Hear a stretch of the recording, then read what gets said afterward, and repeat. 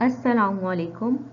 آج ہم سیرت النبی صلی اللہ علیہ وآلہ وسلم کے ایک ایسے پہلو کا ذکر کریں گے جو عموماً لوگوں کی نظروں سے اوجھل رہتا ہے، اور وہ ہے ہجرت مدینہ کے بعد نبی اکرم صلی اللہ علیہ وآلہ وسلم نے شہر بسانے کے متعلق کیا ہدایات دیں۔ مدینہ منورہ کی حدود ایک طرف جبل احد سے جبل عائر تک تھیں۔ دونوں پہاڑوں کے درمیان 12 سے 14 میل تک کا فاصلہ ہے۔ موجودہ مدینہ منورہ کا جو ایئرپورٹ ہے، اس سے نکلتے ہی جبل عائر آ جاتا ہے۔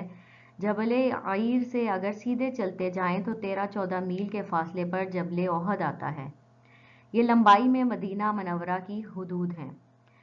چوڑائی میں حدود دونوں لابوں کے درمیان ہے، جس کا فاصلہ کہیں 8 میل کہیں 10 میل کے لگ بھگ ہے۔ اس کے درمیان کا علاقہ مدینہ منورہ کہلاتا تھا۔ جب رسول اللہ صلی اللہ علیہ وآلہ وسلم مدینہ منورہ تشریف لے آئے تو جیسا کہ ہم سب جانتے ہیں کہ سب سے پہلا کام جس کا آپ صلی اللہ علیہ وآلہ وسلم نے اہتمام فرمایا وہ مسجد نبوی کی تعمیر کا تھا۔ مسجد کی تعمیر کے ساتھ ہی ازواج مطہرات کے بھی حجرے تعمیر کروائے گئے۔ ٹاؤن پلاننگ کے بارے میں بعض ہدایات دیں۔ مدینہ منورہ کی آبادی تیزی سے بڑھ رہی تھی، تعمیرات میں بھی اضافہ ہو رہا تھا۔ مکہ مکرمہ سے آنے والے بہت سے حضرات نے وہاں زمینیں خریدیں اور اپنے مکانات بنائے، چھوٹے مکان بھی بنائے اور بڑے مکان بھی بنائے۔ بعض صورتوں میں یہ بھی ضرورت پیش آئی کہ مکانات کے نقشے اس طرح بنائے جائیں کہ مدینہ منورہ کی آبادی کے لیے کسی مشکل کا ذریعہ نہ ہو۔ چنانچہ گلیاں کیسی بنائی جائیں اور مکانوں کے درمیان کتنا فاصلہ رکھا جائے، اس کے بارے میں رسول اللہ صلی اللہ علیہ وآلہ وسلم نے ہدایات جاری فرمائیں۔ ایک سیرت نگار نے لکھا ہے کہ رسول اللہ صلی اللہ علیہ وآلہ وسلم نے فرمایا تھا کہ گلی میں کم از کم 7 ہاتھ کا فاصلہ ہونا چاہیے۔ گلی میں ایک طرف کے مکان اور دوسری طرف کے مکان کے درمیان فاصلے کو ہاتھ کی لمبائی سے ناپا جاتا تھا۔ اگر ایک ہاتھ 1.5 فٹ لمبا ہوتا ہے تو 7 ہاتھ سے مراد یہ ہے کہ 10.5 فٹ کے قریب چوڑی گلیاں ہونی چاہیے۔ ظاہر ہے اس زمانے میں گاڑیاں نہیں ہوتی تھیں، ٹانگے بھی نہیں ہوتے تھے، لوگ سواریوں پر سوار ہو کر سفر کرتے تھے، اس لیے اتنے فاصلے میں 2 سواریوں کا آسانی سے گزرنا ممکن ہے۔ اگر اس سے کوئی سبق ملتا ہے تو وہ یہ ہے کہ گلیوں اور سڑکوں میں اتنا فاصلہ ہونا چاہیے کہ آمنے سامنے سے آنے والی 2 گاڑیاں بیک وقت گزر سکیں۔ مہاجرین کی آمد کا سلسلہ فتح مکہ تک جاری رہا، ان کی آباد کاری بھی ہوتی رہی، اس مقصد کے لیے مکانات بنانے کی ضرورت بھی پیش آتی رہی۔ یہی وہ زمانہ تھا جب رسول اللہ صلی اللہ علیہ وآلہ وسلم نے بڑی بڑی اور عالی شان عمارتوں کی تعمیر کی حوصلہ شکنی فرمائی۔ بعض صحابہ جو بڑے اصحاب ثروت میں سے تھے، انہوں نے اپنے لیے ذرا بڑے مکان بنانے کی خواہش ظاہر کی تو حضور صلی اللہ علیہ وآلہ وسلم نے اس کو ناپسند فرمایا۔ چنانچہ حضرت سعد بن ابی وقاص رضی اللہ تعالیٰ عنہ، جو رشتے میں حضور کے ماموں بھی ہوتے تھے، مکہ مکرمہ کے مالدار لوگوں میں سے تھے، انہوں نے ایک بڑا مکان بنانا چاہا تو حضور علیہ الصلوۃ والسلام نے اس کو ناپسند فرمایا۔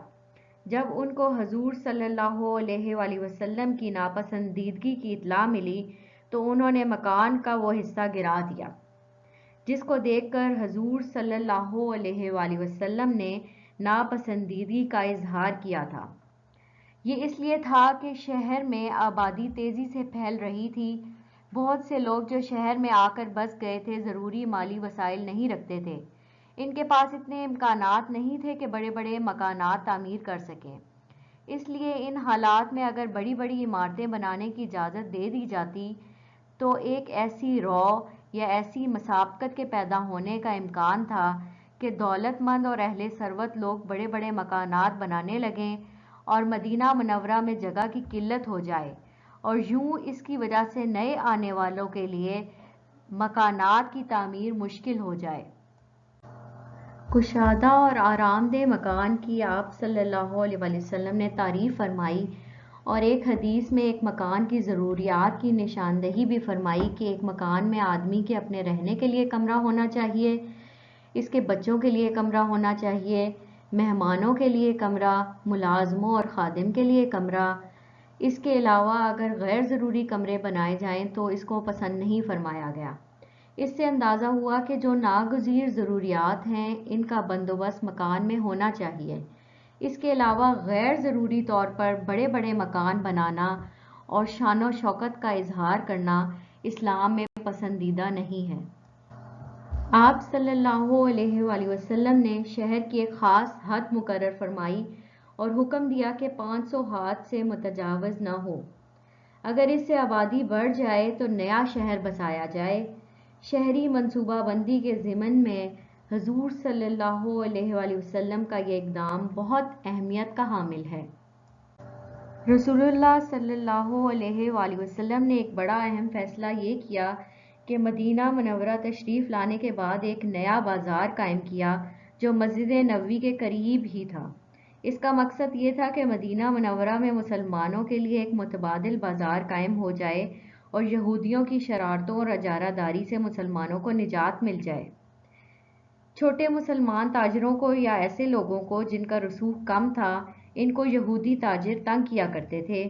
خاص طور پر اپنے مسلمان خریداروں کو بھی یہودی دکاندار تنگ کیا کرتے تھے۔